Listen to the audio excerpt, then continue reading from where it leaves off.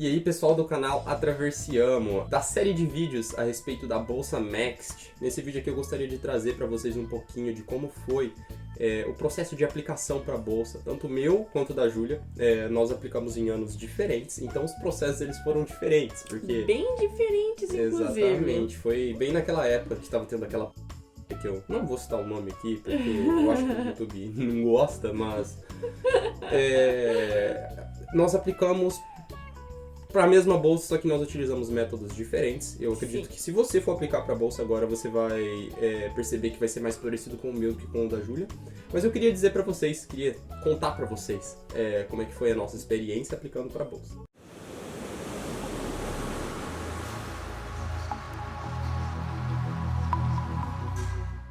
Então, eu acho que vamos começar pela minha parte, né?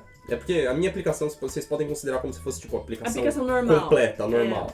A minha foi num ano atípico, então a minha aplicação foi atípica, mas eu também quero contar como que foi, né? Porque eu acho que da história do Next foi só esse ano que teve uma aplicação diferente. Típica, né? Sim, Então, eu apliquei para a Bolsa do Next no ano de 2019 pelo Consulado de São Paulo e eu vim para o Japão pela Bolsa de Curso Profissionalizante. É uma bolsa que basicamente te oferece 1 ano de estudos de língua japonesa e mais 2 anos no curso que você escolheu, né? E eu vim para estudar Engenharia Mecânica, tava lá no site Engenharia Mecânica, mas eu acabei no curso de Design Mecânico. A minha experiência, eu apliquei para a bolsa, como eu falei para vocês, no ano de 2019, e eu comecei a estudar para a bolsa em novembro de 2018. Então, eu passei aí esses 6, 7 meses estudando, e eu estudei basicamente tudo. A respeito das coisas que eu precisei estudar, eu vou trazer em um outro vídeo separado.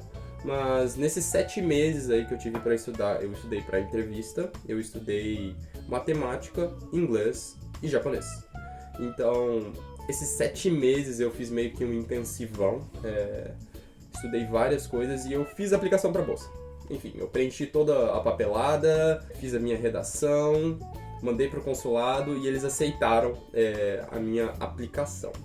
Depois que eles aceitaram a minha aplicação, eles enviaram de novo para mim um e-mail, né, dizendo aonde que seria feita a prova, o que eu precisaria levar e etc. E eu fiquei bem ansioso pelo dia da prova, né, assim, eu passei os últimos 7 meses estudando muito para essa prova, enquanto eu estava trabalhando e estudando na faculdade também.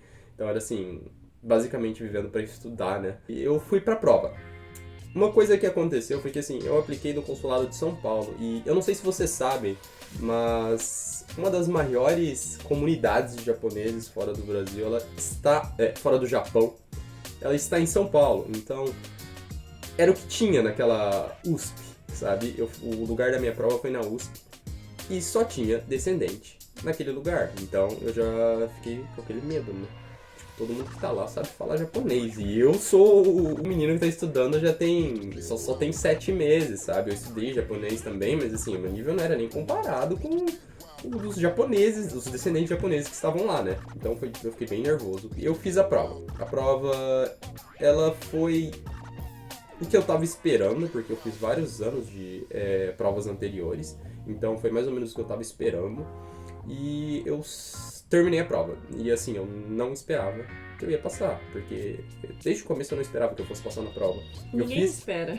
Eu fiz a prova porque assim, eu falei, vamos tentar. Eu comecei tem só 7 meses, mas como todo o processo é de graça, eu só vou ter que arcar com o transporte e a estadia em São Paulo por um dia, não custa eu fazer isso esse ano também, pra eu já pegar, né, como é que é a prova. No Consulado de São Paulo, eles colocam o teu nome no site lá, quando chega o dia. Legal. Exatamente. Não sabia não. E tava marcado pra um dia, só que assim, todos os dias antes desse dia eu ficava atualizando o site pra ver se eles iam colocar com um pouquinho de antecedência das pessoas.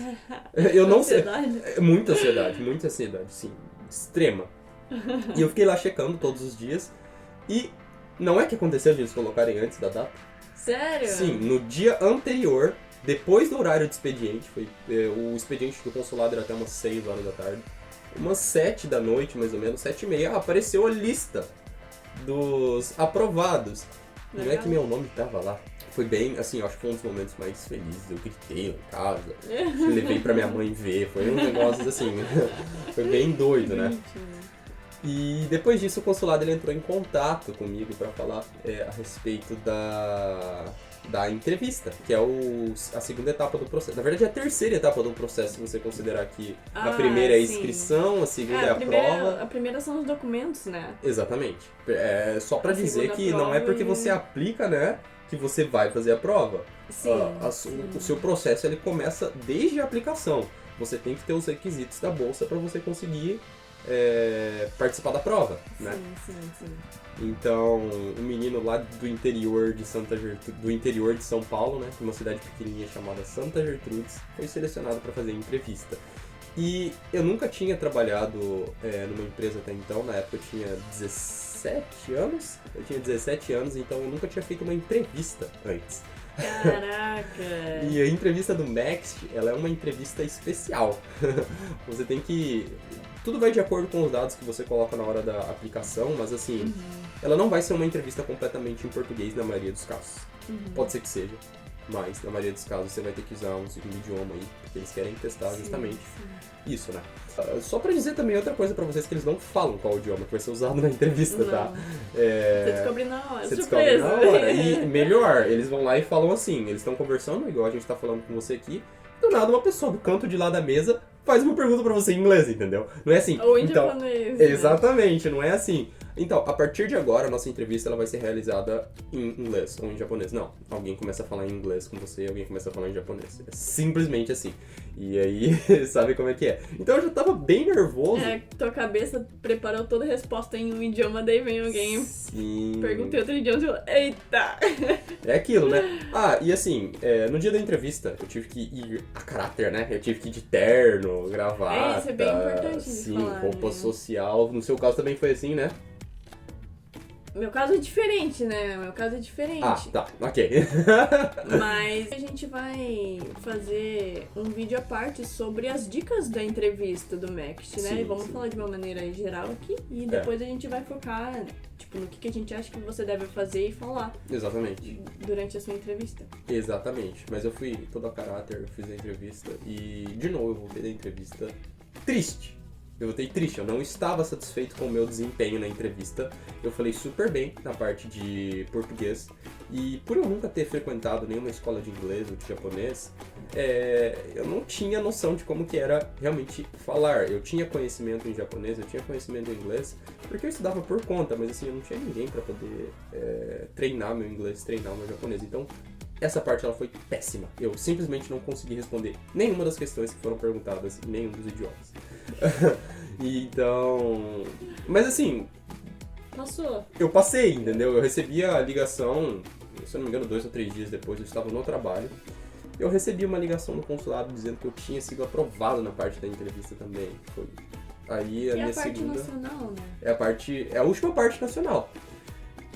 Depois é a última disso, parte nacional? sim, depois disso vem os exames de saúde, né? Que você tem que fazer em solo brasileiro, né? Nossa! Tem os exames meu de Deus saúde. do céu. Você tem que fazer raio-x, você tem que fazer vários exames de sangue. Assim, essa parte eu imagino que realmente tenha sido muito mais fácil pro pessoal de qualquer outro ano. Mas no meu ano foi terrivelmente difícil. Primeiro ano de pandemia.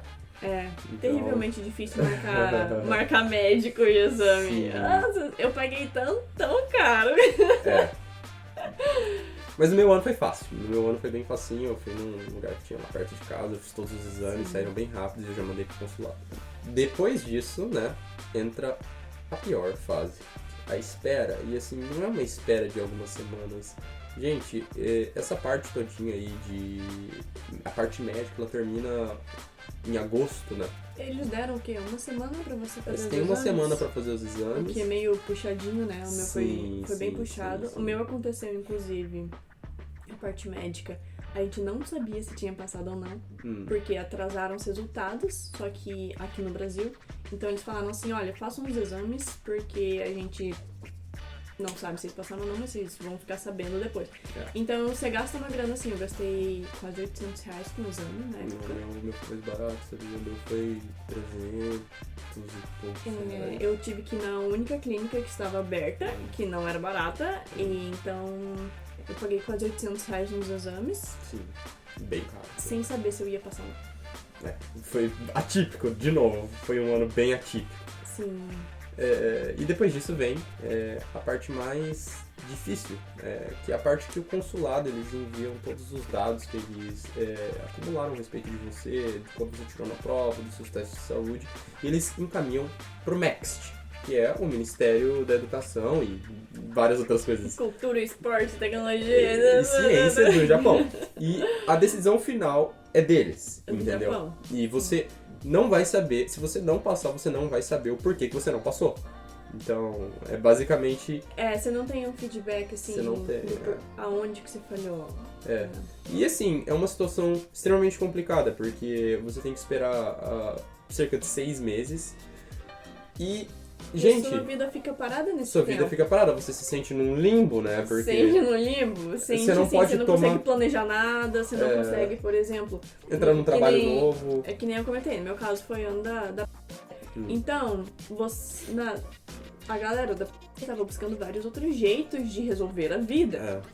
Então você fala assim, putz, eu não sei se vai dar certo, será que eu tento outro país? Será que eu tento um Working Holiday Visa? Será que eu tento isso? Será que eu... Aí você fica tipo... Se eu tentar Working Holiday Visa e acabar passando no MEXT, eu vou perder o Working Holiday Visa. Se eu tentar entrar num trabalho aqui, então, tipo, é complicadíssimo. Esse tempo de espera realmente é a pior parte. E eu acho que se tiver uma dica que tanto eu quanto a Júlia pode dar pra você que se encontra nessa situação, gente, esqueça a bolsa.